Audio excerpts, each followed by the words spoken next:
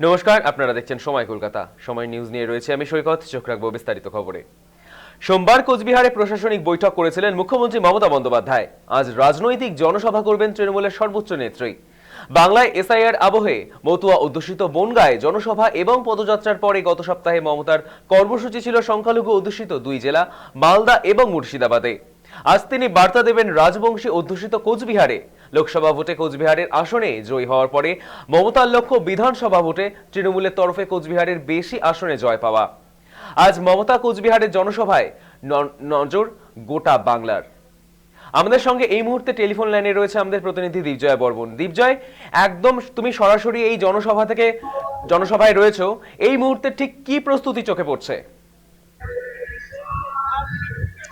একেবারে সৈকত, দেখো যে আমি এই মুহূর্তে যেখানে দাঁড়িয়ে রয়েছি একদম এই এই গেট দিয়ে কিন্তু মুখ্যমন্ত্রী মমতা বন্দ্যোপাধ্যায় কিন্তু এই সভামঞ্চে প্রবেশ করবেন। ইতিমধ্যে দেখতে পাওয়া যাচ্ছে যে মুখ্যমন্ত্রীকে কিন্তু বৈরাতি নৃত্যের মাধ্যমে কিন্তু এই মুখ্যমন্ত্রীকে কিন্তু স্বাগত জানানো হবে। আমরা এই মুহূর্তে দেখো বৈরাতি নৃত্যে যারা যারা যারা রয়েছেন তারা কিন্তু ইতিমধ্যে সেই প্রস্তুতি নিচ্ছেন যে মুখ্যমন্ত্রীকে বরণ করে ভিতরে প্রবেশ করানোর জন্য। ইতিমধ্যে দেখো যে পুলিশ প্রশাসনের পক্ষ থেকেও কিন্তু ইতিমধ্যে গোটা আঠাশ নিরাপত্তা করা হয়েছে।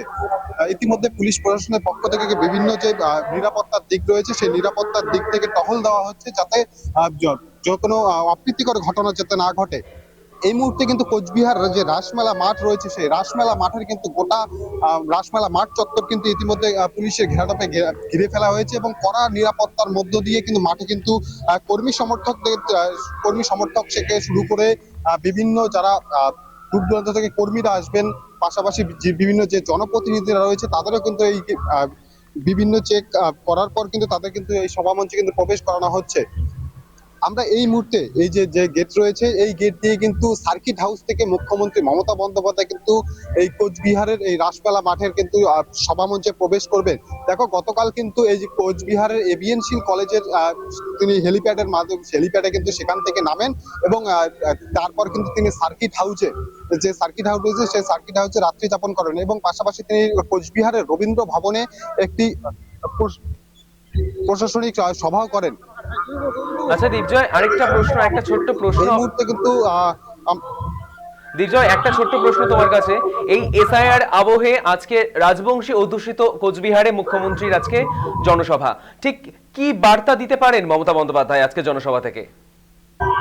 একেবারে দেখো যে এই যে এসআইআর আবহের মাঝেই কোচবিহারে মুখ্যমন্ত্রী মমতা বন্দ্যোপাধ্যায়ের জনসভা এই জনসভায় কিন্তু মুখ্যমন্ত্রী এক প্রকার যেরকম হচ্ছে গতকালে কিন্তু প্রশাসনিক সভা থেকে মুখ্যমন্ত্রী জানিয়েছিলেন যে যারা যারা বিএলও রয়েছে তাদের উপরে কিন্তু প্রচন্ড চাপ পড়ছে এবং পাশাপাশি যারা যারা বিএলএ 2 রয়েছে তাদের কিন্তু বিশাল একটা চাপের বিষয়। তবে এই বিষয়ে কিন্তু গোটা কোচবিহারে এখন এসআইআর এর আবহের মাঝে কিন্তু মুখ্যমন্ত্রী কি বার্তা দেয় সেই দিকে কিন্তু তাকিয়ে রয়েছে গোটা কোচবিহারবাসী।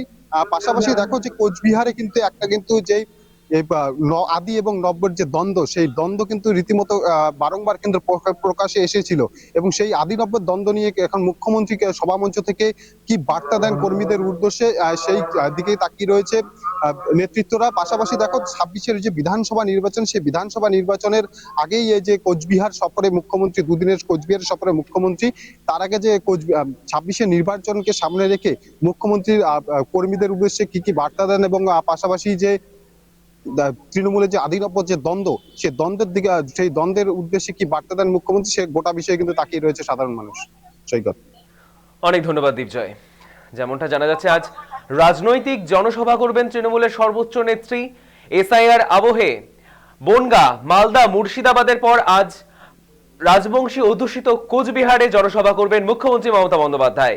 ইতিমধ্যেই প্রস্তুতি তুঙ্গে।